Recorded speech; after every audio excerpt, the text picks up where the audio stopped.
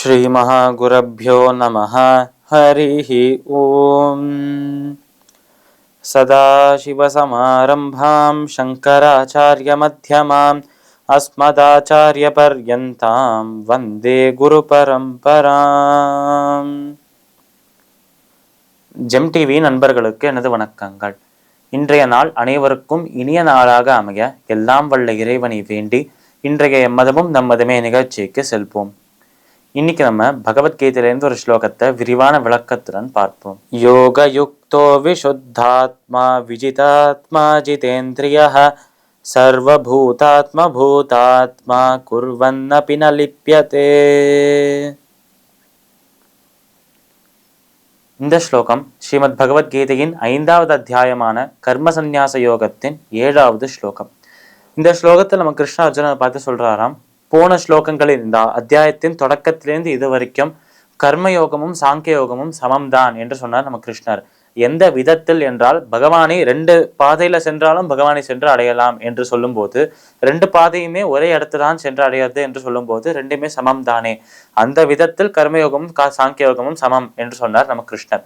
அதற்கப்புறம் கர்மயோகியம் சாங்கிய யோகியம் ஒரே இடமாக 2 பேருமே எந்த இடத்தை சென்று அடையலாம் என்றால், அது 2 பேரும் சென்று அடையும் இடம் ஒன்றாக தான் இருக்கு. அந்த இடம்தான் பெருமாளின், அந்த பகவானின் திருவடியாக இருக்கு என்றும் பார்த்தோம்.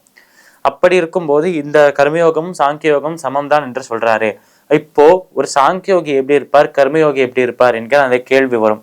அந்த கேள்விகளுக்கு விடை அளிக்கும் விதமாக முதலில் ஒரு கர்மயோகி எப்படி இருப்பார், அவரோட நடத்தை எப்படி இருக்கும், உலகியல் நடைமுறை எப்படி இருக்கும் அவரோடது என்பதைதான் இந்த ஸ்லோகத்தில் சொல்றார் நம்ம கிருஷ்ணன்.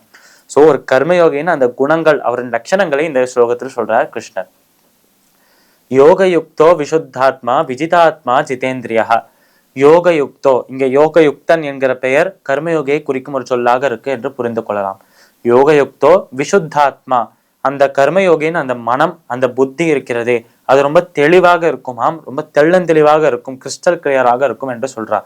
எந்த ஒரு குழப்பமுமே இருக்காதாம், சரியான ஒரு நோக்கம் இருக்குமா, ஒரு ஃபோக்கஸ் இருக்குமா அவரோட மனதுக்குள்ள. அதனால் யோகயுக்தோ விஷுத்தாத்மா விஜிதாத்மா ஜிதேந்திரியா. விஜிதாத்மா, தன்னுடைய மனதை தன்னுடைய புத்தியை கண்ட்ரோல்ல வச்சிருக்காராம் இவர். அதாவது மனம் அலைப்பாயறது என்கிற ஒரு சொல்லை சொல்வாள் எல்லாருமே. அதாவது ஒரு விஷயத்தை இப்ப நினைச்சிட்டு இருப்போம், அடுத்த க்ஷணமே இன்னொரு விஷயத்தை நினைப்போம். இப்படி மூட் ஸ்விங்ஸ் என்று சொல்றா, அந்த மனம் அலைப்பாயறது என்றும் சொல்றா. இப்படி அந்த கர்மயோகியின் மனம் அலைப்பாயாமல் இருக்கும், ஒரே சீராக இருக்கும் என்று சொல்றா இந்த ஸ்லோகத்தில். விஷுத்தாத்மா விஜிதாத்மா ஜிதேந்திரியா என்றும் சொல்றார். அதாவது தன்னோட இந்திரியங்களை, தன்னோட புலன்களை அடக்கியவராக இருக்கிறார். அதாவது அவர் காது, அவர் எதை கேட்கணும் என்று ஆசைப்படுறாரோ அதை மட்டும்தான் தன்னோட காது கேட்கும். எதை பார்க்கணும் என்று அவர் ஆசைப்படுறாரோ அதை மட்டும்தான் தன்னோட கண்கள் பார்க்கும். எதை முகரணும் என்று ஆசைப்படுறாரோ அதை மட்டும்தான் தன்னோட மூக்கு முகரும். அப்படி தன்னோட அனைத்து புலன்களையும் தன்னோட கட்டுப்பாட்டுக்குள்ள வச்சுட்டு அந்த அந்த புலன்கள் போற போக்குல விடாமல் இருக்காரோ, அந்த புலன்களை கட்டுப்படுத்தி வச்சிருக்காரோ, அவர்தான் கர்மயோகி என்று சொல்றார் கிருஷ்ணன். சர்வபூதாத்மா பூதாத்மா, அனைத்து பூதங்களிலும், பூதம் என்று சொன்னாலே உயிரினம் என்று அர்த்தம். அனைத்து உயிரினங்களுக்குள்ளேயும், அனைத்து உயிர் உள்ள விஷயங்கள் அனைத்துக்குள்ளேயும் ஆத்மாவாக இருப்பது அந்த பரமாத்மா தான் என்கிற தத்துவத்தை உணர்ந்தவர்கள் கர்மயோகிகள் என்று சொல்றார்.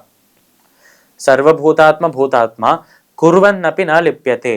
அப்பேற்பட்ட நபர்கள், அப்பேற்பட்ட கர்மயோகிகள், தங்களோட மனதை சுத்தமாக வச்சிருக்க கர்மயோகிகள், மனம் அலைப்பாயாமல் இருக்கும் கர்மயோகிகள், எல்லாருக்குள்ளேயும் அந்த இறைவன் தான் இருக்கிறார் என்று அனைத்து உயிரினங்களையும் சமமாக பார்க்கும் கர்மயோகிகள், அவர்களுக்கு மோட்சம் கிடைக்கும் என்று சொல்றார்.